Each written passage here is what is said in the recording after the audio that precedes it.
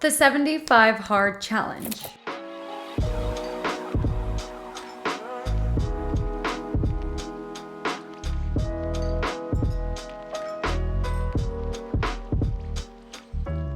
Like many of the girlies that were in the New Year, New Me spirit, I really wanted to challenge myself in the beginning of the year in an effort to have some self-growth. And what better way to do that than the 75 Hard Challenge? If you don't know what 75 Hard is, it is a 75-day challenge, hence the name, made up by a man named Andy Frisella, whose goal is to teach others self-discipline. Discipline.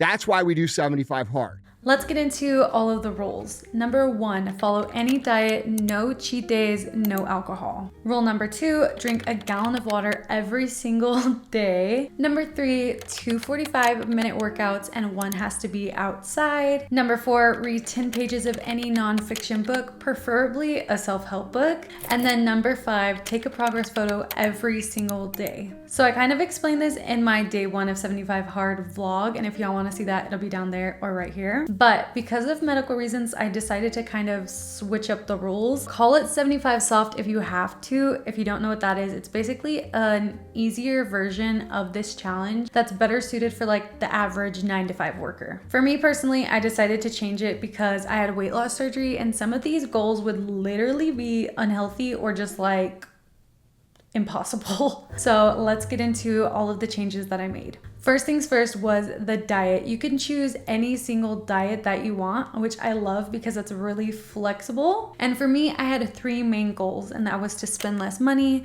try new recipes, and also to just try new places. And with all of that in mind, I picked no fast food. The next thing is water. So with my weight loss surgery, I literally physically cannot drink that much water, and I definitely don't get enough nutrients to where I can sustain that for 75 days straight. So my goal was to drink at least 1 Stanley per day, which I think is like 40 ounces. The next thing is working out. So I did still want to challenge myself twice a day, but I knew doing 2 workouts on top of just moving at my job would be super unhealthy for me. To kind of balance it out, I said yoga or stretching every single day and then 1 workout on my days off. Number 4 is reading 10 pages of any nonfiction book, and that stayed exactly the same. And then lastly, taking a progress photo every single day, and I changed that to taking one at the beginning of the challenge and at the end because I don't need to be taking up that much storage when I'm doing this as more of a mental challenge instead of like a physical challenge. So I just did 2 pictures instead of 75.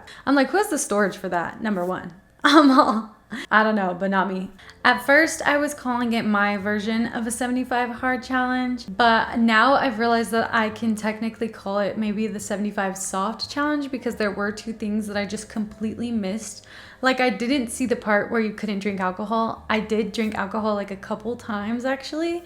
And then I didn't see the part about going outside. So I literally did not step foot outside for one of the workouts. Like I don't know why those 2 things I just completely missed before even starting the challenge. So technically y'all could say that I failed the challenge before even starting, but I don't know. I would say it was still a challenge for me. And now that we have all of the rules out of the way, let's get into my personal experience with 75 Hard. Again, y'all can totally go watch the day 1 vlog of me trying 75 Hard, but within the first 2 weeks, guys, I was in like the honeymoon phase of 75 Hard. Every single person that I see like their video going through this challenge, the first 2 weeks you're like on a high. You're on like a self-improvement high and you're in like the honeymoon phase. You're like, dang, this is so easy. It's only 5 things. I won't forget it. Like this is amazing. I love reading every day. I love doing my yoga every day. You're just like on a high of feeling good about yourself. Because it's something new, your whole day revolves around finishing those 75 hard challenges, and it's really easy to like not forget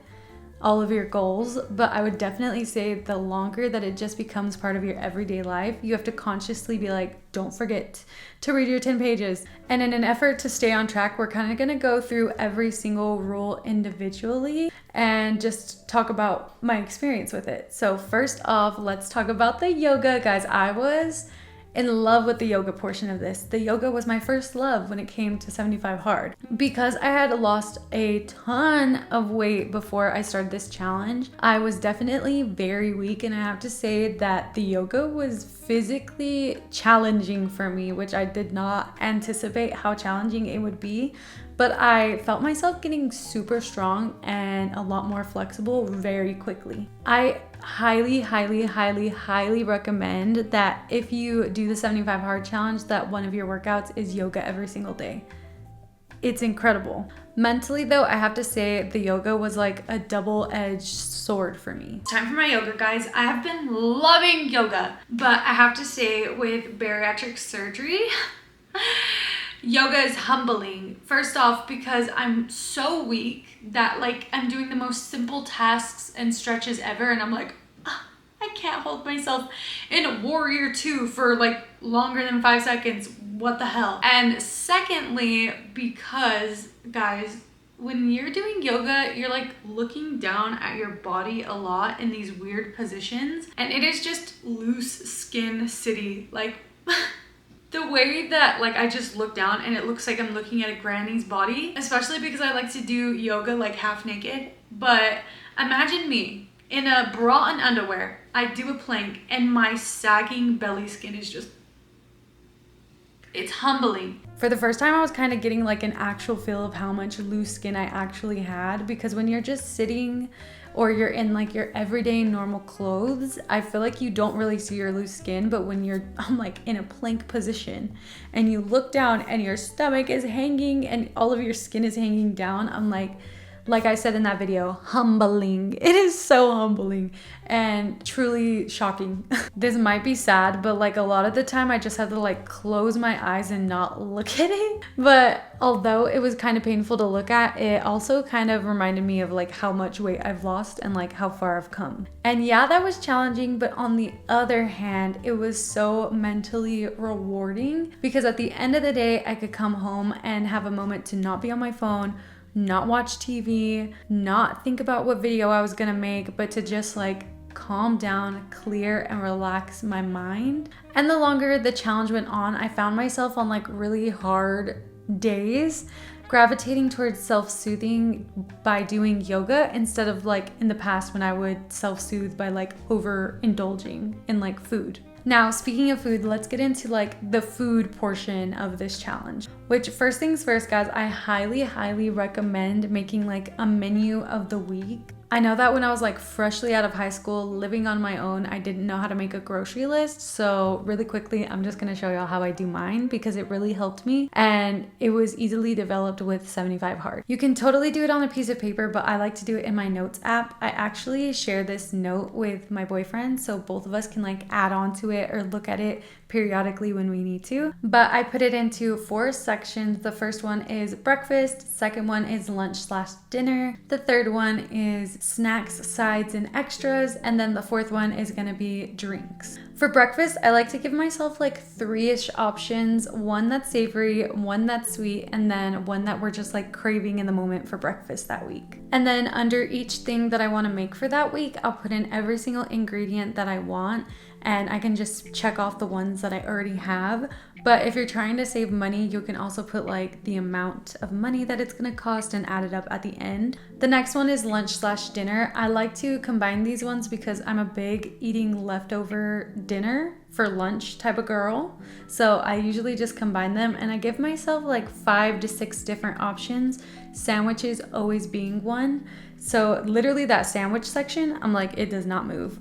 Next is side, snacks, and extras. And this is pretty self-explanatory. This is like if I want a pico de gallo with my tacos, or if Dylan wants a little Debbie's, that's where that will go. And then lastly is drinks. I usually drink water, but Dylan loves a good juice or a good tea. So obviously you have to put a little section. Oh, and I also leave a little tab that says ideas for next week. And if I'm like at the grocery store and I see a ham and I'm like, oh, next week maybe we can make a ham, I'll put it there. But yeah, for some reason during the 75 hard challenge, I just perfected the perfect way for me personally to make a grocery list. And I really got in a rhythm of just updating that every single week. I definitely loved cooking before this challenge, but I feel like I have like a newfound confidence in the kitchen because I was quite literally making breakfast, lunch, and dinner every single day, constantly cooking. And I definitely learned a lot of new recipes that I wrote down in like my little recipe book. And I don't know, it was annoying at times, but it was really fun. And I just feel more confident with cooking now. I don't know. Now let's get into the money, guys. This challenge has made me save so much money. It's unreal. And it's all because I'm not buying food. That's so sad, but I have such a hard time telling myself no when I'm like, girl, it's just a little snack, like buy it. Or it's just a little drink, why shouldn't I buy it? And all of those, they add up so quickly. I'm like, the amount of money that I was able to save during this challenge is unreal. It's just unreal. This sounds absolutely horrible, but for the first time in a long time, I actually had money on payday before I got paid. We love to see it. And I don't get paid a lot, so that's like genuinely saying something. I feel like the not eating out has also kind of helped me develop a little bit of self-love, which was unexpected because with my new stomach, I'm very sensitive to like fried foods, just greasy foods. So for example, say I'm like going out with friends and everybody wants canes, I would just be like, okay, because I didn't want to be like a bother. But the way that I was so comfortable being like, sorry, I cannot have fast food because of my 75 hard. I don't know. Call me a people pleaser, but sometimes I just don't want to be like a bother. I don't know. But my tummy really appreciated this, and I feel like it also just gave me a little bit of like self-confidence. Plus, I tried so many cute little mom and pop shops and so many like new restaurants that I just loved this whole food experience. I loved this part of the challenge. Moving on, let's get into the reading portion. There is a whole lore when it comes to Christian faith and reading. So basically, I grew up and I was diagnosed with dyslexia in the 2nd grade. And for some reason, 2nd grade faith was like, oh, I can't read? Okay, I'm dumb. Why? I don't know. I'm literally 5, but that's how my mind worked. It was just so disheartening knowing that I had to work 10 times harder to be at a basic level of everyone else. I don't know. I feel like if you have like dyslexia or maybe something else in that realm, you'll like understand. But I always had this huge hatred for reading, and I always saw reading as like such a negative thing. So I just avoided it at all costs. I was not able to read those cereal boxes to road signs, Miss Bella. Used to cereal boxes to road signs. So actually, before this challenge, I had never read a chapter book, which is a little embarrassing as a 22-year-old to say out loud, but if I'm being honest, I had never read a chapter book before. I had always tried, but I had never read one from like front to back, from beginning to end. It was always like a sad attempt 1/3 of the way through. To this day, it is a mystery how I made it all the way to college, and never read a book. All I have to say is audiobooks exist. And definitely at the beginning of this challenge, I was giving myself a lot of excuses, and I was like, girl, it does not have to be nonfiction.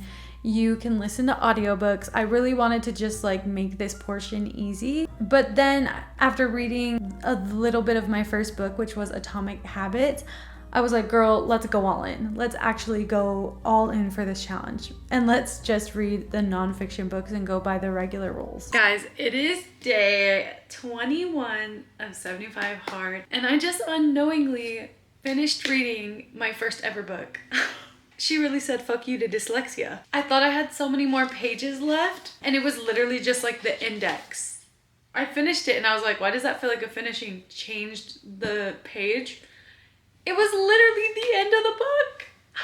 This is like actually such a big deal. I'm like in a state of shock because for the longest time in my life, I just thought that I was never capable of reading a book, like a chapter book. I read like the little books that were like easy to read as like a child, but like especially a nonfiction. Okay, but I'm so proud of myself, and it's literally just day 21. She really is capable of anything she wants to put her mind to. You read your first book, girl. And I have to say, I'm so glad I did that. After reading my first book, when I tell you, I keep saying I have like this newfound confidence, but I truly had like a new found confidence for reading that had like never existed before. And then there was the second book that I read. 75 Hard update. It is day 25. So we're literally 1/3 of the way done with the entire challenge. And I'm on my second book. I finished the first book, loved Atomic Habits. Now I'm reading Jeanette McCurdy's I'm Glad My Mom Died. It is so crazy, like the life that you think that someone has and then the life that they actually have. Something that I wanted to bring up was just how crazy different my reading skills are. Like I was not able to read at all without reading out loud. And then I was not able to read just like fast enough for like a normal person, but I genuinely feel like now my reading has gotten like so much faster and I'm still able to like comprehend it. Like I could read a little quick-ish, but I would forget everything that I said. So those are the updates for today. And guys, I think I'm really liking reading. I'm thinking that I want to try a fiction book in the future, but for now, the nonfiction books it is. When I tell you that I literally fell in love with reading after reading this book, guys, I can't. I'm like, for the first time in my life, I was having a hard time putting the book down. As y'all saw, I finished Atomic Habits and I'm now on to I'm Glad My Mom Died by Jeanette McCurdy. Guys, I'm literally almost halfway through. This changed my whole process on reading. I have so many things to say when it comes to reading and this challenge because as y'all know from the beginning, like I have had the hardest time with books. Like that's just not my thing. Diagnosed dyslexia, we'll talk about trauma another day. But this book was amazing, but it was a little too learny. You know, I felt like I was like learning too much. Like I wasn't excited at the end of the day to pick up this book and read it. I was just like, God, that's something I have to do for this challenge.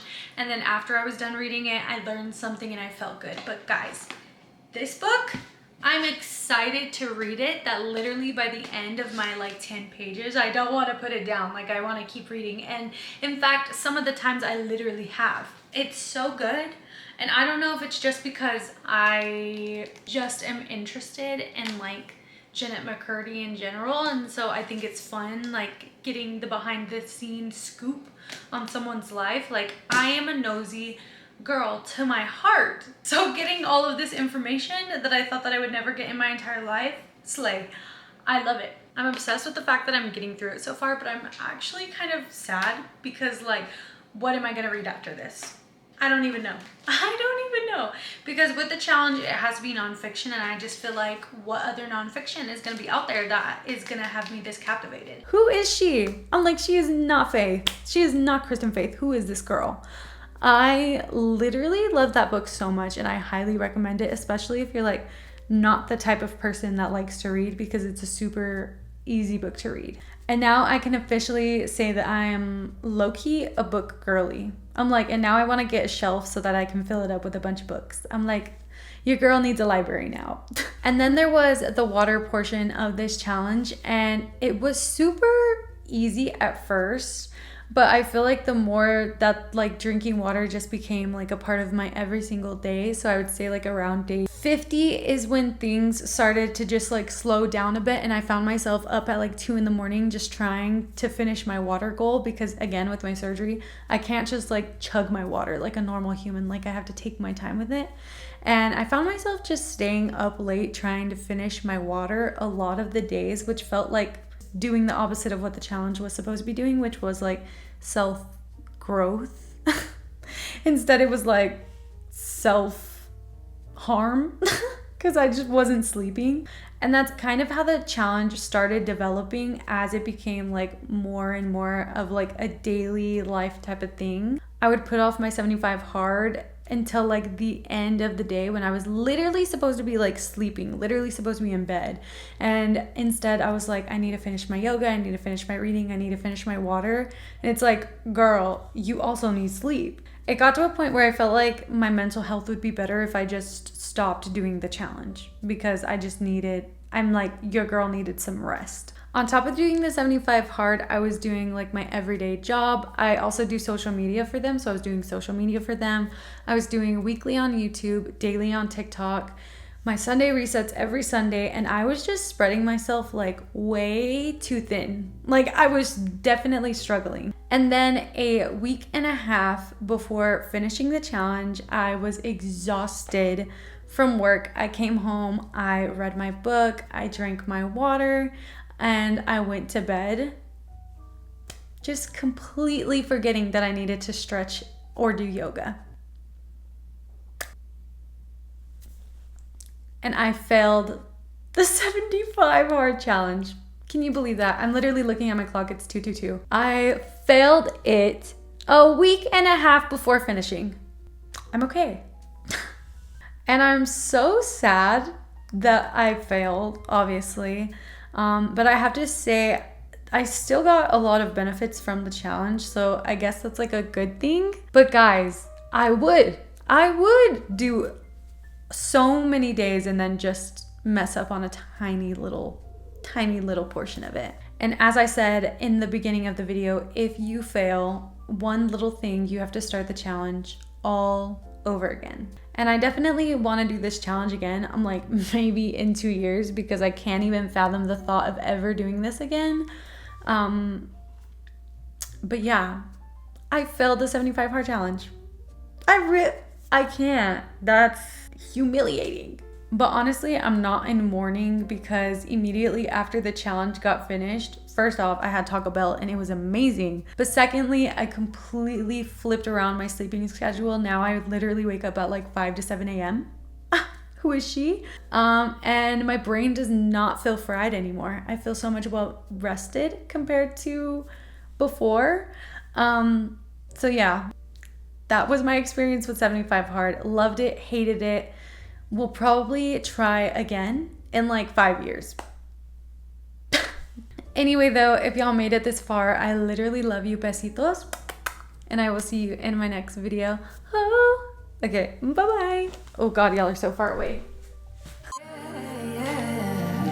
Yeah.